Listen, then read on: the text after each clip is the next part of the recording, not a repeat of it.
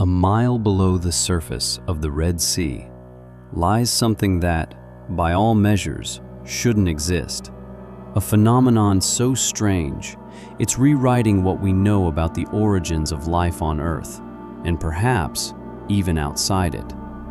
In 2020, the Ocean Explorer research ship launched a submersible into the crushing darkness.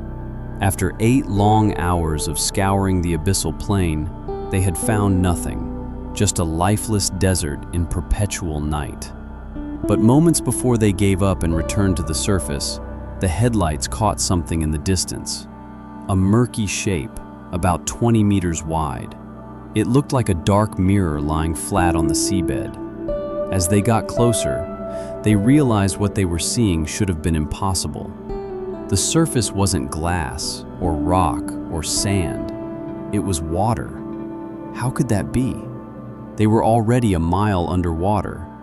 Yet right there in front of them was an underwater lake, encircled by a ghostly shoreline with gentle, slow-motion waves lapping against the edge. Only a handful of humans have ever seen this sight in person. And here's what makes it even more eerie. Any creature that dares to venture below the surface of that strange water never comes back. Yet, down here in the deathly darkness, there is something unthinkable. A strange, primitive form of life, existing in a way completely alien to what we ever thought possible. I should start by saying, despite the giant leaps we've made in understanding these underwater lakes, the Ocean Explorer team wasn't the first to find one. The earliest reference dates all the way back to March 1st, 1964. A tiny article, barely a quarter page in a scientific journal. The author, a humble English oceanographer named Henry Charnock, had discovered what he called anomalous bottom water, 2 kilometers under the Red Sea. I like to imagine the mix of wonder and perhaps even a touch of terror that Henry must have felt. He had no idea what it was or why it existed. All he knew was that it shouldn't be there. Without realizing it, Henry had stumbled upon something that would forever change how we understand life on our planet. While he could only guess at its origin, one detail stood out. The water was incredibly salty, far saltier than the ocean above it. And that simple observation gives us our first real clue. So, how does a lake exist in the middle of the ocean? It all comes down to density. The more salt you dissolve in water, the heavier it becomes. This super salty brine is so dense, it sinks and collects in natural depressions on the seafloor. In fact, the brine is so thick that a submersible can literally bounce off its surface, like hitting a watery trampoline. Theoretically, if you could survive the pressure, it would feel like a giant waterbed. Scientists call these formations brine pools.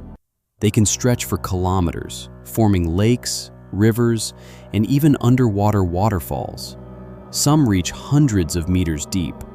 But what stops the brine from just mixing with the seawater above? The secret lies in 2 fascinating natural processes working together. First, double diffusive convection. The brine isn't just saltier, it's also warmer. Heat spreads upward 100 times faster than salt. This creates tiny currents that actually sharpen the boundary, forming that crystal clear mirror effect you see on the seabed.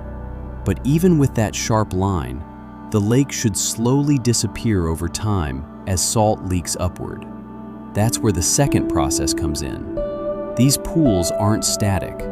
They're constantly replenished from below, thanks to something called salt tectonics.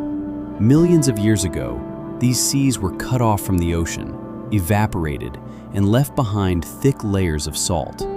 Over time, that salt got buried deep, and the pressure from above forced it to move and deform like modeling clay.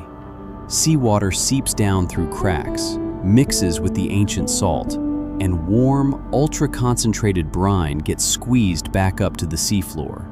That's how these surreal lakes are born, and how they stay alive. Now, approach the shoreline, and it's like walking into a graveyard. Fish, crabs, lobsters, eels. Their mummified corpses litter the edge, preserved for decades in the extreme salt. Any creature that crosses into the brine suffers instant toxic shock. Violent convulsions, bodies twisting in knots. Most never make it back out. Inside the pool, no oxygen, extreme salinity, loaded with toxic methane and hydrogen sulfide. It should be completely lifeless. And yet, life thrives here. Vast colonies of bright green tube worms stretch across the bottom. Giant mussels cluster tightly around the shores, forming what divers call mussel beach. Shrimps, snails, squat lobsters, and strange jelly-like crabs all make their home in this unlikely oasis. Even larger predators, fish, octopuses, and cutthroat eels come here like animals gathering at a deadly watering hole. And the real masters of this realm? Hagfish. These ancient, slimy, eel-like creatures, older than the dinosaurs, patrol the edge. They dive in briefly, snatch dying prey with ease, and slip back out unharmed. How they survive the toxic shock when nothing else can remains one of the many mysteries still waiting to be solved. But the biggest question of all is, how does this entire ecosystem even exist? No sunlight reaches this deep. No photosynthesis, no marine snow from above. The answer lies in chemosynthesis. Specialized bacteria living inside the mussels turn the toxic methane and chemicals rising from the earth into food and energy. The mussels protect the bacteria, and in return, the bacteria feed the mussels. It's a perfect hidden partnership that powers an entire oasis in the middle of a barren desert. This completely changed our understanding of life. Before these discoveries, we thought everything depended on the sun. Now we know entire ecosystems can run on chemical energy from deep inside the planet. And here's where it gets even more mind-blowing. These brine pools closely mirror the conditions of Earth's ancient oceans. Oxygen poor, methane rich, and extremely salty. Right around the time life first appeared, nearly 4 billion years ago. Could life have begun in an environment just like this? Many scientists now see brine pools, along with hydrothermal vents, as strong contenders for the cradle of life on Earth.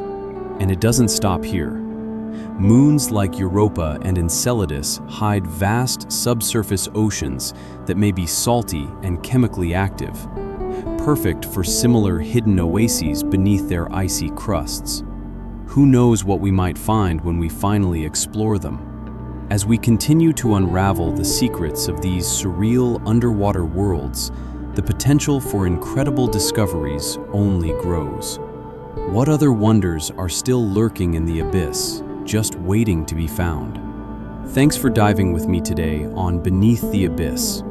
If this blew your mind, hit that like button, subscribe for more deep-sea mysteries, and tell me in the comments, could life on other worlds look just like this?